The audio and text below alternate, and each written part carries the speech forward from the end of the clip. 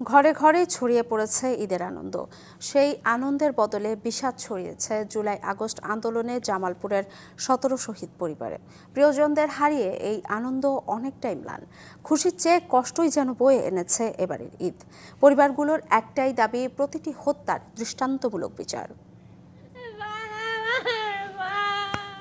July August আন্দোলনে শহীদদের পরিবারে এখনো শোকের ছায়া, নেই ঈদের আনন্দ।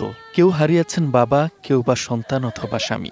পরিবারের উপার্জনক্ষম ব্যক্তিকে হারিয়ে দিশেহারা অনেক পরিবার। সাভারের মুরগির দোকানের কর্মচারী ফারুক ২০ জুলাই দোকানের ভেতর ঢুকে ফারুককে লক্ষ্য করে গুলি ছোঁড়ে পুলিশ। পরের দিন মারা যান তিনি। প্রতি বছর ঈদে ফারুক স্ত্রী সন্তানদের জন্য নতুন জামা কাপড়ই কিনে আনতেন না, বয়ে আনতেন পরিবারের জন্য আনন্দ। কিন্তু এবার প্রিয়জন হারানোর শোকে ম্লান তাদের ঈদ আনন্দ।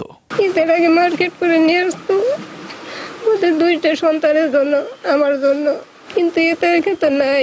আমার বাবা আমাকে ঈদের আগে জামা কাপড় কিনে দিত। ঈদের আনন্দ নেই শহীদ সুমন হাসানের পরিবারেও। একমাত্র ছেলেকে হারিয়ে দিশেহারা পরিবার, অনিশ্চিত ভবিষ্যতের ঘোর অন্ধকার। আমার এবার ঈদ কোনো ঈদ নাই।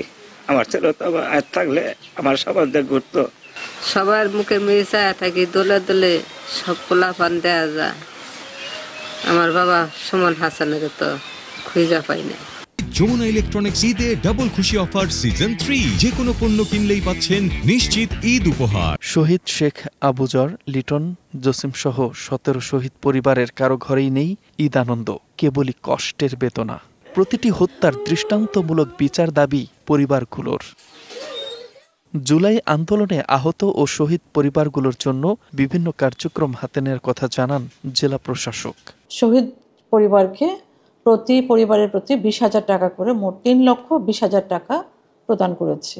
এছাড়া অন্যান্য পরিবারদের, শহীদ পরিবারদের সাথে আমাদের জেলা প্রশাসনের পক্ষ থেকে নিয়মিত যোগাযোগ অব্যাহত আছে। থেমে থাকে না সময় জীবন, কিন্তু উপার্জনক্ষম প্রিয় মানুষটিকে কেড়ে নেয়ার ক্ষতি কি আর পূরণ হবে কোনোদিন? DBC news desk.